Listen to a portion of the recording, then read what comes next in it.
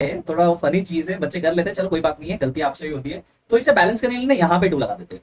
Okay, और वो सबसे बड़ा बेवकूफी हो जाएगा बच्चों अगर ऐसा कर देते हैं इनकेस एग्जाम में, यहाँ पे चलेगा।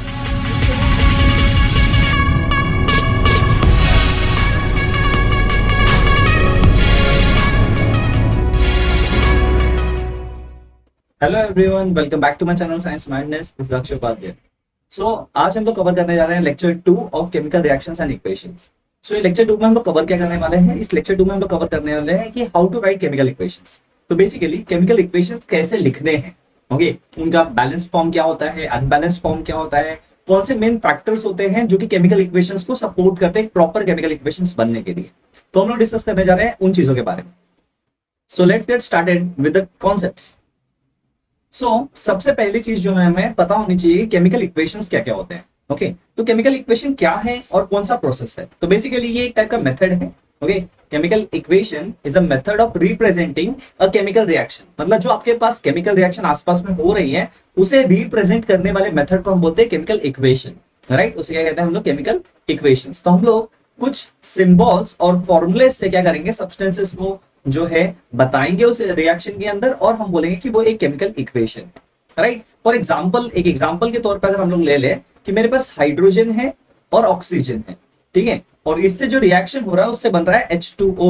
ओके, तो ऐसा कुछ इक्वेशन बन रहा है। अभी ये नंबर क्या है हम लोग आगे देखने वाले हैं। तो बेसिकली यहाँ पे क्या हो रहा है कि यहाँ पे एक सब्सटेंस है, हाइड्रोजन एलिमेंट है, यहाँ पे ऑक्सीजन एलिमेंट है, और उससे एक कंपाउंड बन रहा है। ठीक है, अब आपने ये क्लास 9 में भी पढ़ा होगा, ओके, एलिमेंट्स एंड कंपाउंड्स के बारे में। तो उनके बारे में मैं अभी नहीं इतना डिटेल में बताऊंगा, ठीक है। तो अगर आपको उसमें डाउट्स है तो क्लास 9 के लेक्चर्स आएंगे जिसमें एलिमेंट्स एंड कंपाउंड्स के बारे में डिस्टिंग्विश किया होगा, आप वो भी देख सकते हो। ठीक है, तो बेसिकली कंपाउंड जो बन रहा है आपका, बेसिकली वो किससे बन रहा है, यहाँ पे एलिमेंट से बन रहा है। ओके, सो यहाँ पे हमने क्या किया, कुछ सिंबल्स यूज किए हैं और उसे रिप्रेजेंट किए एक इक्वेशन के दौरान। ओके, सो ये एक इक्वेशन के तौर पे मैं इसे रिप्रेजेंट कर रहा हूँ, और ये पूरा जो इक्वेशन जो बना हुआ है ये एक केमिकल इक्वेशन है, बिकॉज वो एक केमिकल रिएक्शन बता रहा है between hydrogen element and oxygen element. ठीक है, टू फॉर्म समथिंग, ओके, एक टाइप का कंपाउंड बनाने के लिए देयर आर मल्टीपल रिएक्शंस जो कि आप पढ़ोगे इस ईयर।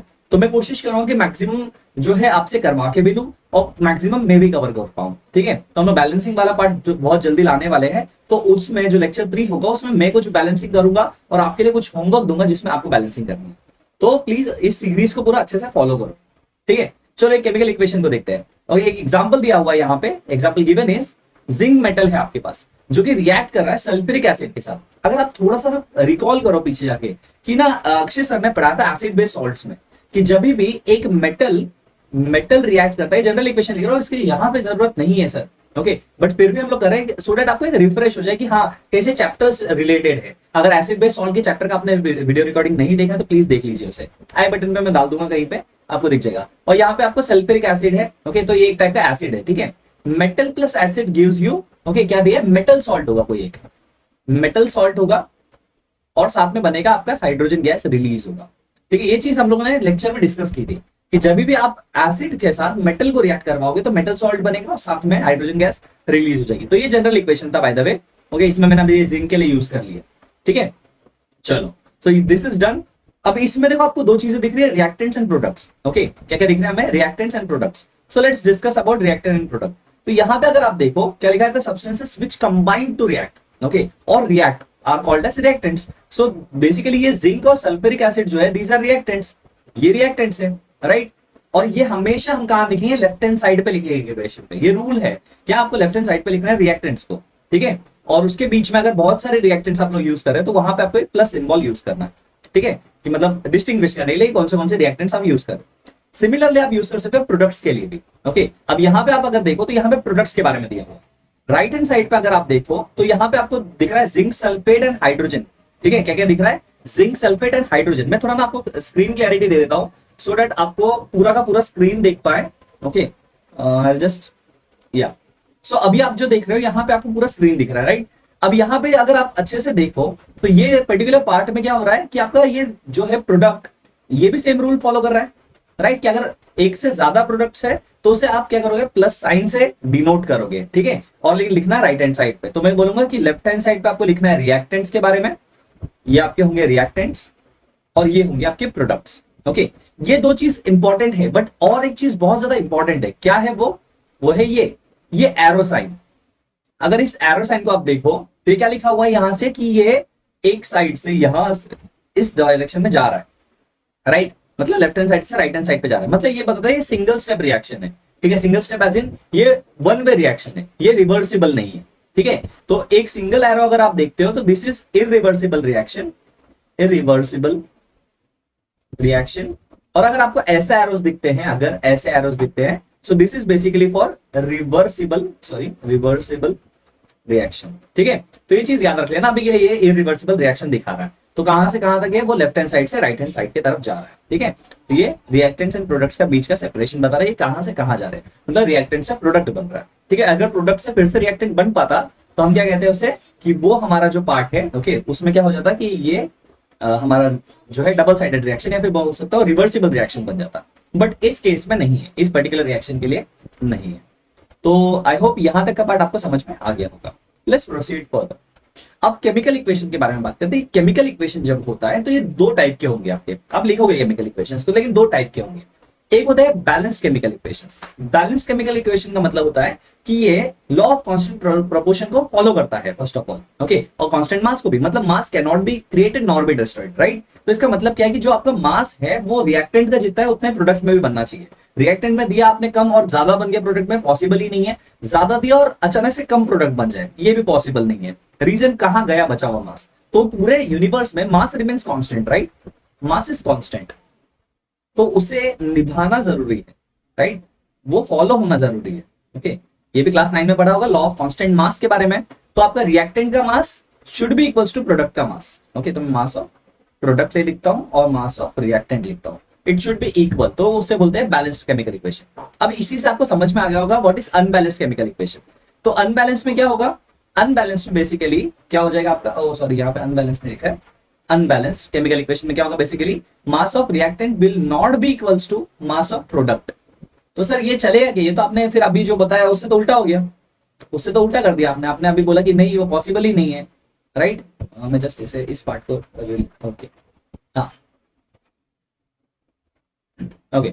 तो mass of product not equals to, तो अनबैलेंस्ड है, तो हमें इसे बैलेंस्ड बनाना पड़ेगा, ठीक है। हमें क्या करना पड़ेगा, इसे बैलेंस्ड इक्वेशन बनाना पड़ेगा। सर वो कैसे करेंगे, हाँ, इसमें बच्चे डिफिकल्टी फेस करते हैं, but I am damn sure अगर आप लेक्चर 3 देखते हो इसका, जिसमें हम लोग बैलेंसिंग केमिकल इक्वेशन करोगे, उसके बाद आपको केमिकल इक्वेशंस को सॉल्व करने में ज्यादा डिफिकल्टी फेस नहीं होगा, ओके। तो बहुत ही सिंपल सा तरीका होगा जिससे मैं आपको बैलेंसिंग सिखाऊंगा।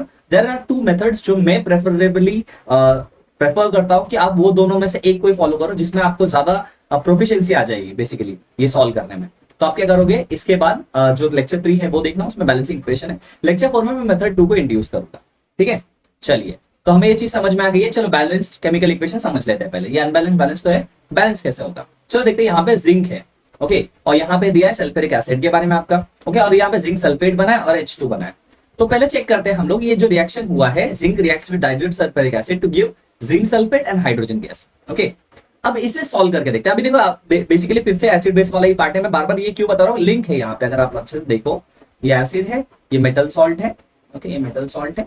आपको एक ना याद हो जाएगा, धीरे धीरे करते करते ना समझ जाएगा कि हाँ यही चलता है सर, सब जगह पे अलग अलग नहीं, ये एग्जाम्पल वहां पे भी आप चिपका सकते हो, चलेगा ना, ओके। चलो काउंट कर रहे थे LHS और RHS को। तो जिंक एटम कितना है देख लेते हैं, मेटल कौन सा है, मेटल लिखेंगे, ओके। जिंक कितना है, एक इधर है एक उधर है, राइट है, मतलब रिएक्टेंट में भी एक है और प्रोडक्ट में भी एक है। और हाइड्रोजन एटम देखते हैं, यहाँ पे दो यहाँ पे है और दो यहाँ पे है, ठीक है, मतलब यहाँ पे ये भी बैलेंस्ड है ना, LHS RHS में मतलब बैलेंस होना चाहिए, ओके। सल्फर के बारे में देख लेते हैं, तो 1 यहाँ पे 1 यहाँ पे, राइट है ना, ये भी एक है, 1 यहाँ पे और 1 यहाँ पे है, बैलेंस्ड है। ऑक्सीजन 4 यहाँ पे है, ओके सॉरी, या 4 यहाँ पे है और 4 यहाँ पे है, ठीक है, और 4 यहाँ पे है, तो ये भी बैलेंस्ड है। अगर आप अच्छे से देखो तो दोनों बैलेंस्ड है। तो बेसिकली क्या हो रहा है, यहाँ पे जो आपका LHS है और RHS है वो मैच कर रहे हैं, दैट मींस ये जो रिएक्शन है आपका, ये बैलेंस्ड केमिकल इक्वेशन है। तो मैं बोल सकता हूँ it is balanced chemical equation, लिख देते हैं, ठीक है, balanced chemical equation, balance chemical equation. अच्छा बाय द वे, ये आप डेफिनेशंस लिखते जाना साथ साथ में, सो दैट क्या होगा कि आपके नोट्स भी बनते रहेंगे। आई जस्ट वांट कि ये जो मेहनत हमने यहाँ पे किया अपने नोटबुक में भी उस चीज को करो, ठीक है। हम लोग डायरेक्टली रिएक्शंस भी कर सकते थे, बट आपको डेफिनेशंस बहुत जरूरी होते हैं उसके लिए। चलिए आगे बढ़ते हैं, ओके,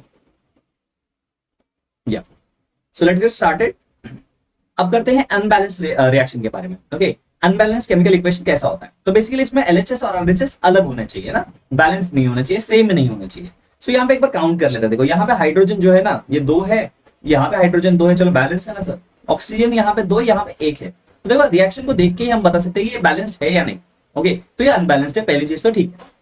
चलो इसे बैलेंस करना पड़ेगा। तो पहले मैंने उसी रिएक्शन को देखा जिसमें hydrogen was balanced but oxygen was not balanced, oxygen balance नहीं था। चलो बैलेंस करते हैं। क्या करना पड़ेगा मुझे?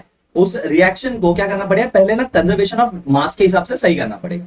तो यहाँ पे ये स्टेटमेंट जो है ना, आप लिख सकते हो, okay, matter can not be created nor be destroyed. तो उस हिसाब से मुझे क्या करना पड़ेगा? उसे इक्वल मासेस बनाना पड़ेगा। तो मैं क्या करूंगा? ये रिएक्शन देखूंगा। ओके, इससे स्टेप्स आगे मैंने रखे हुए हैं। देखूंगा कि हाइड्रोजन 2 है, ऑक्सीजन 2 नहीं है, तो will try to just put 2 here कि मैं ऑक्सीजन को बैलेंस कर दूं।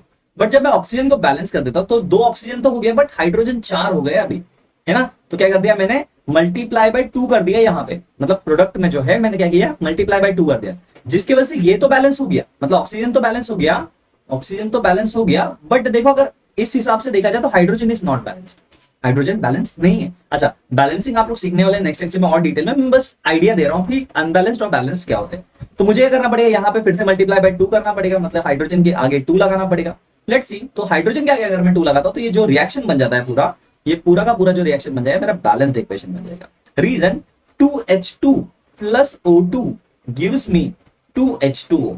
ठीक है, अगर ऐसा लिख दिया तो अब देखो hydrogen is also balanced, oxygen is balanced और ये कंपाउंड में बैलेंस्ड है। ओके, ये चीज याद रखिएगा। अच्छा, बहुत बच्चे ये भी करते हैं कि ये प्रोडक्ट में, अगर मैं पीछे लेके जाके आपको दिखाऊं, ओके, ऐसा है, थोड़ा फनी चीज है, बच्चे कर लेते हैं, चलो कोई बात नहीं है, गलती आपसे ही होती है। तो इसे बैलेंस करने के लिए ना यहाँ पे 2 लगा देते हैं। ओके, और वो सबसे बड़ा बेवकूफी हो जाएगा बच्चों अगर ऐसा कर देते हैं इनकेस एग्जाम में, यहाँ पे चलेगा। क्योंकि देखो क्या होगा, H2O2 डिफरेंट कंपाउंड बन जाएगा सीधा, वाटर नहीं रहेगा। तो हमें ना कंपाउंड बदलना नहीं है, compound should remain the same. Okay, compound वही रहना चाहिए, सिर्फ आपको बैलेंसिंग के दौरान ये चीज रखना है, कंपाउंड नहीं बदलना है। तो यहाँ पे नंबर देने से कंपाउंड ही बदल जाएगा आपका, ठीक है, तो वो चीज नहीं करनी है। एक चीज मैं पहले से बता दे रहा हूँ, वैसे तो वो बैलेंसिंग वाले इक्वेशन में मैं बताऊंगा, फिर भी देख लेना यहाँ पे, ये चीज मैं फिर से बताऊंगा एक बार, ठीक है। तो ये चीज भी क्लियर है। चलो आगे बढ़ते हैं। अच्छा, तो ये हो गया बैलेंस्ड और अनबैलेंस्ड इक्वेशंस के बारे में। Let's talk about some important things जो मिस आउट करते हैं सबसे ज्यादा। ओके, यस, मैं बोल रहा हूँ सबसे ज्यादा मिस आउट करते हैं बच्चे। क्या मिस आउट करते हैं कि कुछ एग्जांपल्स है, ओके, कुछ चीजें हैं, इंपॉर्टेंट स्टेप्स है जो कि आपको इंपॉर्टेंटली याद रखना है जब भी आप कोई भी इक्वेशन को बैलेंस करो। ओके, पहली चीज बात करते हैं। First step is to write down the chemical equations. Okay, तो आपको इक्वेशन को एक वर्ड फॉर्मेट में लिखना है, जैसे सिंबल्स के साथ लिखना है, ठीक है। लेफ्ट हैंड साइड पे रिएक्टेंट्स, राइट हैंड साइड पे प्रोडक्ट्स, बीच में एक एरो, ओके, शोइंग कि कैसे टाइप का रिएक्शन है, रिवर्सिबल है या इरिवर्सिबल है। सेकंड स्टेप वही मैंने बताया कि पुट द सिंबल्स जो भी है आपका। उसका थर्ड स्टेप ये होता है, वो जब आप इक्वेशन लिख दो उसे बैलेंस करना आपको, तो बैलेंस भी करना बहुत जरूरी है। तो जो गिवन नंबर ऑफ कंपाउंड्स होंगे उस हिसाब से आपको बैलेंस कर लेना, बैलेंसिंग हम लोग सीखेंगे। उसके बाद फोर्थ मोस्ट इंपॉर्टेंट थिंग जो है वो क्या है कि आपको इक्वेशन को इंफॉर्मेटिव बनाना है। अब ये सब क्या है, ये यहाँ तक तो थोड़ा अभी हम लोगों को तो बैलेंसिंग में डाउट आ रहा है, अब इंफॉर्मेटिव कैसे बनाए। तो इंफॉर्मेटिव का मतलब क्या हो रहा है, मैं इसे थोड़ा सा समझाता हूँ। इसमें ना आपको बहुत सारी चीजें बतानी पड़ती है। स्टेट क्या है, ओके, रिएक्टेंट्स एंड प्रोडक्ट्स के जो चीजें हम लोगों ने ली है उसके स्टेट क्या है, ओके, हीट इवॉल्व हुआ है या नहीं इवॉल्व हुआ है, कि हीट एब्जॉर्ब हुआ है या कैटलिस्ट यूज हुआ है या नहीं हुआ है। ये सब थोड़ा कंफ्यूजिंग लगे सुनने के लिए, बट डिटेल में इसे भी थोड़ा स्ट्रेच करके देखते हैं हर लेक्चर के दौरान, ठीक है। चलिए, तो इक्वेशन को मोर इंफॉर्मेटिव बनाना मतलब स्टेप 4 क्यों इंपॉर्टेंट है। पहली चीज आपको फिजिकल स्टेट्स बताने आने चाहिए। सेकंड चीज आपको हीट चेंजेस के बारे में बताने आना चाहिए, हीट एब्जॉर्ब हुआ है या फिर हीट रिलीज हुआ है। एंड थर्ड चीज कंडीशंस के बारे में बताना आना चाहिए कि कौन से कंडीशंस में वो हो रहा है। ओके, चलो एक करके ब्रेक डाउन करता हूं मैं एक एक चीजों को। तो let's start with physical states. अगर आप फिजिकल स्टेट्स के बारे में बात करो, मैं थोड़ा सा ना स्क्रीन को, okay, I will just try to hide myself, तो आप ज्यादा अच्छे से देख पाओगे। यस, अभी देखो आप ये स्क्रीन पे देख सकते हो, ठीक है। तो यहाँ पे आप स्क्रीन पे अगर देखो तो यहाँ पे देखो चीजें लिखी गई है, जैसे सॉलिड स्टेट के बारे में, ठीक है, लिक्विड स्टेट के बारे में, गैसियस स्टेट के बारे में। ये सब हमें बेसिक लेवल पे पता होता है कि सॉलिड क्या होता है, लिक्विड क्या होता है, गैस क्या होता है, ठीक है। तो जो भी आप एलिमेंट या कंपाउंड यूज कर रहे हो उसका स्टेट क्या है, उसका नेचुरल स्टेट क्या है, सॉलिड है, लिक्विड है, गैस है या फिर एक्वस है। अब ये सर एक्वस वर्ड, ओके, ये जो आपका एक्वस वर्ड है, एक्वस सॉल्यूशन का मतलब बहुत बेसिक सा होता है। क्या है उसका मतलब कि वो सॉल्यूशन जो है वो वाटर में बना हुआ हो, ओके, जो सॉल्यूशन हो वो वाटर में बना हुआ, तो उसे हम बोलेंगे एक्वस स्टेट, ठीक है। सो सॉलिड है, लिक्विड है, गैसियस है या एक्वस है, ये आपको बताने आना चाहिए, ठीक है। So this is 4 basic states, these are the 4 basic states जो कि आपको पता होने चाहिए। तो ये 4 बेसिक स्टेट्स आपको बताना चाहिए, लेकिन लिखना कैसे सर, उस स्टेट के सिंबल्स को लिखना कहां पे है। फॉर एग्जांपल मैं बोलता हूं सोडियम लिया है अगर मैंने, तो सोडियम एलिमेंट है तो मैं नीचे एस लिखूंगा अगर वो सॉलिड फॉर्म में है, राइट। सो एस क्या शो कर रहा है मुझे कि वो सॉलिड है, ओके। तो बेसिकली मैंने एस से शो करने की कोशिश की कि वो सॉलिड है। So this is how we represent the symbols of states, okay. तो फिजिकल स्टेट्स बताने आने चाहिए, ये सबसे पहला चीज है to make a chemical equation more informative, okay. जैसे यहाँ पे एक एग्जांपल देखो, अगर ये देखो स्केलेटल इक्वेशन है ये, ठीक है, ये this is a skeletal equation, ये आपके पास दिया हुआ है, ये आपके रिएक्टेंट्स है, ये आपके प्रोडक्ट्स हैं, ठीक है, बीच में प्लस प्लस से सिंबल भी है, सब राइट है। बट अभी और इंफॉर्मेटिव के लिए क्या कर दिया मैंने, यहाँ पे एस लिख दिया, यहाँ पे ए क्यू लिख दिया, यहाँ पे ए क्यू लिख दिया और यहाँ पे जी लिख दिया। तो बेसिकली ये क्या बता रहा है, सॉलिड, ये एक्वेस, ये पार्ट जो आपको शो कर रहा है ये आपको एक्वेस बता रहा है, ये भी आपको एक्वेस सॉल्यूशन बता रहा है, और ये बता रहा है आपको कि ये H2 जो है वो गैसियस स्टेट में है। तो बेसिकली अगर आप देखो यहाँ पे समझने की कोशिश करो तो यहाँ पे आपका इंफॉर्मेशन बहुत ही डिटेल्ड पार्ट में आ गया है, राइट। क्या है, बहुत ही ज्यादा डिटेल्ड है अगर आप अच्छे से समझो इसे तो, okay. So these are very important steps जो छोटे छोटे हैं बट बहुत ही ज्यादा बड़ा इंपैक्ट क्रिएट करते हैं जब आप केमिकल इक्वेशंस लिखते हो, ठीक है। सेकंड जो मोस्ट इंपॉर्टेंट थिंग है जो इंफॉर्मेटिव बनाती है आपके इक्वेशन को, वो है कि हीट एक्सचेंज कैसा हुआ है। मैंने आपको लास्ट लेक्चर में एंडोथर्मिक रिएक्शंस, एंडोथर्मिक और एक्सोथर्मिक के बारे में बताया था, ठीक है। एक्सोथर्मिक के बारे में बताता, मैं दोनों लिख देता हूँ, ठीक है। मैंने आपको बताया EN से एंडो मतलब एंटर, EX से एग्जिट, ऐसे याद रखोगे तो बहुत इजीली हो जाएगा। यहाँ पे देखो यहाँ पे एग्जिट हो गया है, हीट है ना, एग्जिट हो गया है, तो मैं क्या बोलूंगा, ये एक्सोथर्मिक रिएक्शन, इसमें हीट इज इवॉल्व, ओके। तो यहाँ पे आपको ये शो करने आना चाहिए। सिमिलरली अगर कुछ इक्वेशंस देखो, अब यहाँ पे ये तो carbon plus oxygen gives you carbon dioxide वाला रिएक्शन, अच्छा इसमें ना कार्बन मोनोऑक्साइड वाला भी रिएक्शन होता है, ओके, वो भी मैं बताऊंगा कभी, ओके। सो बेसिकली वहां पे क्या हो रहा है कि आपका heat energy is released, okay. यहाँ भी अगर आप देखो, यहाँ पे आपका ग्लूकोज है, ऑक्सीजन है, ऑक्सीडेशन हो रहा है ग्लूकोज का, जिसमें आपका एनर्जी इज रिलीज अगेन, ये आपके बॉडी में होता है बेसिकली। तो ये भी एक एक्सोथर्मिक प्रोसेस है, एग्जिटिंग हीट है ना, देखो रिएक्शन के बाहर, रिएक्शन हो जाने के बाद निकल रही है एनर्जी, ओके। तो ये हो गया आपका एक्सोथर्मिक रिएक्शन।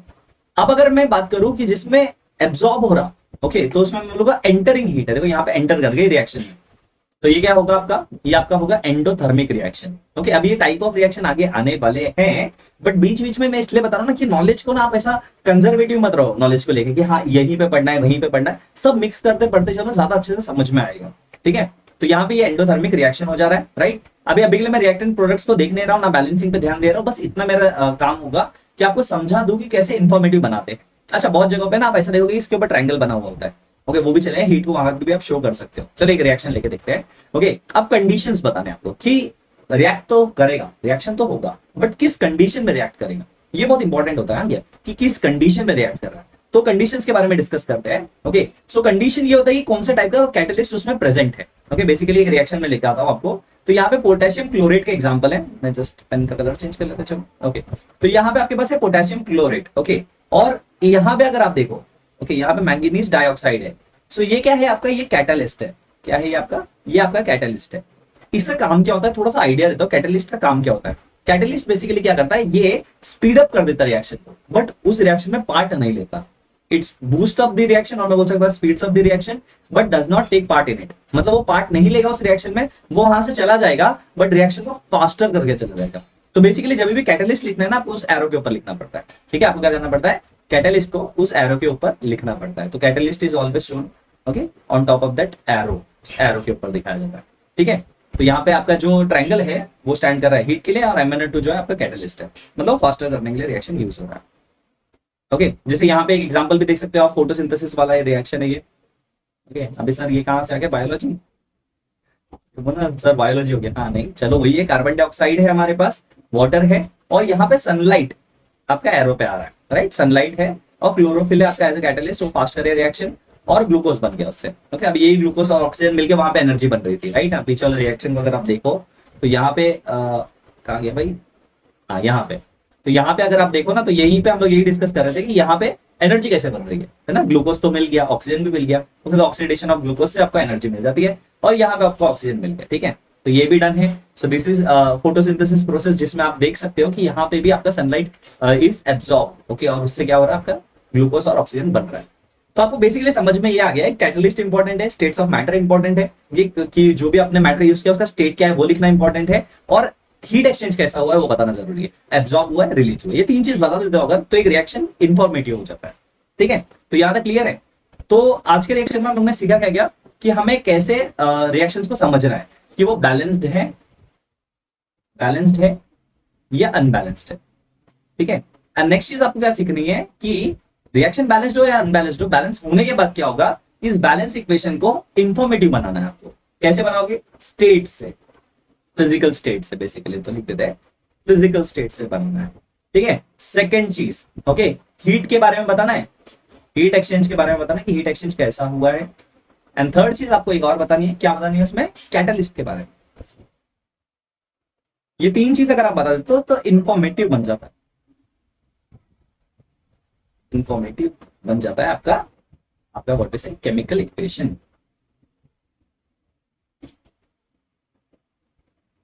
ठीक है, तो ये बेसिक चीजों को प्लीज नोट डाउन कर लीजिए सो दैट आपको आने वाले लेक्चर्स के भी चीजें समझ में आ जाए। ओके, और अभी तक अगर आपने लेक्चर 1 नहीं देखा तो लेक्चर 1 का आई बटन में मैं दे देता हूँ लिंक, ओके, उसे आप लोग देख लीजिए एक बार सो दैट एक लिंक बना रहे आप सबका। लेक्चर 3 सबसे इंपॉर्टेंट होगा बिकॉज उसमें बैलेंसिंग केमिकल इक्वेशन करेंगे, 10 से 12 एग्जांपल कर लेंगे, 13-14 एग्जांपल कर लेंगे एक्चुअली, और उसके बाद में 10-12 होमवर्क कर लेंगे सो दैट हमारा जो बैलेंसिंग वाला पार्ट है ना कोई टच नहीं कर पाए।